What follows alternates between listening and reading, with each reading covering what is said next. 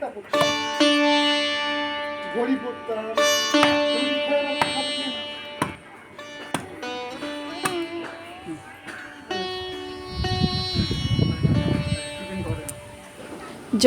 জয় মা কালী। বন্ধুরা কেমন আছেন সবাই? আশা করছি সবাই খুব ভালো আছেন, আমরাও বেশ ভালো আছি। তো আজ বাবা সকাল সকাল উঠে দেখছি ডাব কেটেছে, সেই জন্য আমরাও বসে গেছি ডাব নিয়ে। আর এদিকে দেখুন সৌভিক উঠে পড়েছে, উঠেই একদম তরকারি মুড়ি মাখিয়ে খেতে আরম্ভ করেছে। সকালে খালি পেটে ডাব খেতে তো ভীষণ ভালো লাগে, তবে এই ডাবগুলো না একটু শাঁসালো হয়ে গেছে, মানে ভিতরে একটু শাঁস জমে গেছে। আর এই ডাবগুলো খেতে আমার খুবই ভালো লাগে, আমার বোনও বলছে এই ডাবগুলো খেতে ভালো লাগে। তো বাবা কাটছে আর আমরা দুই বোন এখানে দেখুন খাচ্ছি। আর তার সাথে সাথে এই খেজুরগুলোও পেড়ে নিয়ে এসেছে।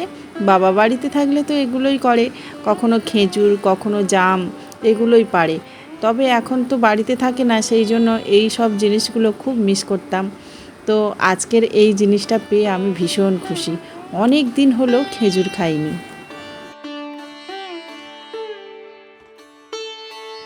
বাজার থেকে খেজুর তো আমরা সবাই কিনে খাই, কিন্তু এই খেজুরটার টেস্ট একদম অন্যরকম। ছোটোবেলাতে না আমরা সব বাচ্চারা মিলে যেতাম খেজুর গাছের গোড়াতে, আর বড় একটা ধজিল ছিল, সেই ধজিল দিয়ে খেজুর পাড়তাম। তো ভীষণ ভালো ছিল সেই সব দিনগুলো। সকালবেলা মা রান্না বান্না করে নিয়েছে, আর বোনের হাজব্যান্ড খেয়ে এখন চলে যাবে স্কুলে। আর এদিকে দেখুন বাবাও চলে যাচ্ছে খাওয়া দাওয়া করে। মাত্র একটা দিনই আমি বাবাকে কাছে পেলাম, আরও কিছুদিন থাকলে হয়তো ভালোই লাগতো, কিন্তু বাবাকে আবার ওখানে ফিরতে হবে, কারণ ওখানে অনেকটা কাজ আছে। কেমন যেন হয়ে গেল আমাদের জীবনটা, তাই না? সবাই যে যার কাজে ব্যস্ত, কেউ কাউকে যেন সময় দিতে চাচ্ছে না। তো যাই হোক, ওদিকে বাবা ফোনটা ফেলে গেছিলো, আমি ফোনটা দিয়ে এলাম। আর এদিকে না আমিও বাড়িতে চলে যাব, সেই জন্য আমি সব কিছু সংগ্রহ করছি। তো ফুল গাছের ডাল কিছু কেটে রেখেছি, জলে ভিজিয়ে রেখেছি, দেখতেই পেলেন, যাতে ভালো থাকে। আর এদিকে আজকের বোন বলল আমি রান্না করি, আজকে তুই বাড়িতে চলে যাবি, সেই জন্য ও বসলো রান্না করতে। ভেন্ডির তরকারি হবে, মাছের ঝোল অলরেডি হয়ে গেছে, আরও একটা তরকারি হয়ে গেছে, সেটা আমার না খুবই প্রিয়। আর ওই তরকারিটা হলে আমার একদম এক থালা ভাত উঠে যায়। তো ছোটোবেলাতে ওই তরকারিটা খুবই খেতাম, কিন্তু এখন আর পাই না, এখন গ্রামে গঞ্জেও তেমন একটা পাওয়া যায় না। তো এই দেখুন, এটা হচ্ছে কুড়ুকের তরকারি, ওই যে খড়ের ভিতর যে মাশরুমগুলো হয় সেগুলোই আর কি। খুব সুন্দর করে বোন রান্না করেছে, একটু ঝিরিঝিরি করে আলু দিয়ে। তো তাড়াতাড়ি করে ভাতটাও খেয়ে নিচ্ছি আমরা সবাই, কারণ আজকের বাড়িতে চলে যাব। আর ভাত খাওয়ার পর কিন্তু আমরা একটুও রেস্ট নিইনি, অনেক কাজ আছে। তবে কী কাজ সেটা আপনাদের মুখে বলবো না, আপনারা অবশ্যই দেখতে থাকুন।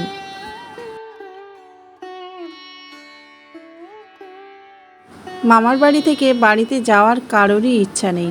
সৌমতো ঘুরছে, বলছে আজকের বাড়িতে যাব না। আর সৌভিকের তো একদমই ইচ্ছা নেই, বলছে আমার কলেজ এখনও কয়েকদিন ছুটি আছে, তো থেকে গেলেই হয়। কিন্তু কি বলুন তো, আজকে না গেলে কাল থেকে আমাদের বাড়িতে আবার মিস্ত্রিরা কাজ করবে, তো সেই জন্য আমাকে বাড়ি ফিরতে হবে। আর বাড়িতে তো আপনাদের দাদা একা আছে অনেক দিন, সেই জন্যই আর কি বাড়িতে ফিরতে হবে। আর এদিকে বোনরা সবাই হাসি মজা করছে। কদিন এত আনন্দ করেছি, এত বনে বনে গল্প করেছি, যে বাড়িতে গেলে না সব সময় ওদের কথাই মনে পড়ে। আর এখান থেকে চলে যাওয়ার পর যেন কিছুই ভালো লাগে না, সব সময় মনে হয় বাপের বাড়িটাই যেন আমাদের একান্ত আপন আর নিজের জায়গা।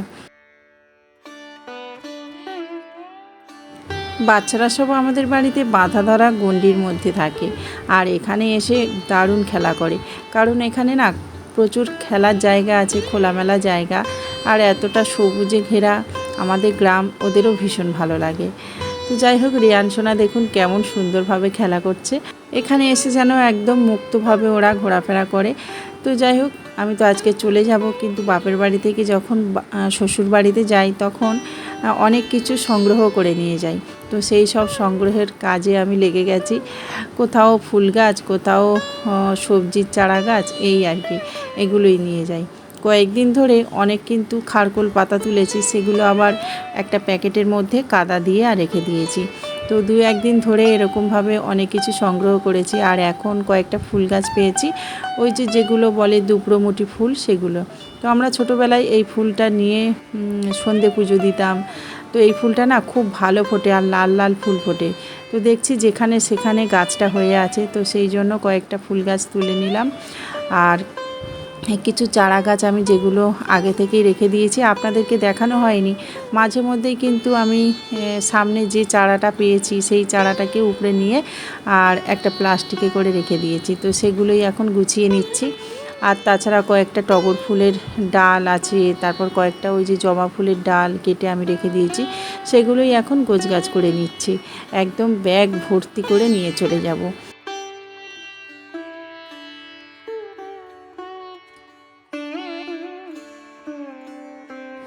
এই বর্ষার সময় এই গাছের ডালগুলো কিন্তু বসিয়ে দিলে ধরে যাবে। আর তাছাড়া আমি তো রুট হরমোন কিনেছি, তো সেই হরমোনটা দিয়ে বসিয়ে দেব, তাহলে কিন্তু সুন্দরভাবে গাছের চারা গজিয়ে যাবে। আর যখন আমাদের উপরের ঘরে ঠাকুর তুলব, তখন এই ফুল গাছ থেকে কিন্তু ফুল নিয়ে নিয়ে পুজো দিতে পারবো। তো তার জন্যই আর কি আগে ভাগে চিন্তা ভাবনা করে সব কিছু রেডি করছি। আর এই যে খারকোল পাতা গাছগুলো, এগুলো দুদিন আগে আমি তুলে রেখেছিলাম, তো একটু ঝিমিয়ে গেছে। তো এভাবে তো মাটি শুদ্ধ নিয়ে যাওয়া যাবে না, মানে প্রচণ্ড ভারী হয়ে যাবে। সেই জন্য আমি এই যে কাদাগুলোকে একটু ঝেড়ে ঝেড়ে ফেলে দিচ্ছি, যাতে একটু হালকা হয়।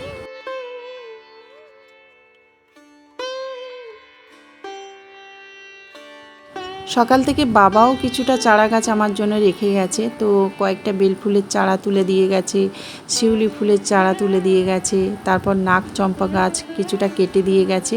তো সেগুলোই নিয়ে যাব। আর এই দেখুন খারকোল পাতাগুলো এখন ধুয়ে আনলাম, কারণ হচ্ছে গোড়াতে এত কাদা লেগেছিল যে ব্যাগটা কাদা হয়ে যেত, সেই জন্যই আর কি ধুয়ে আনলাম।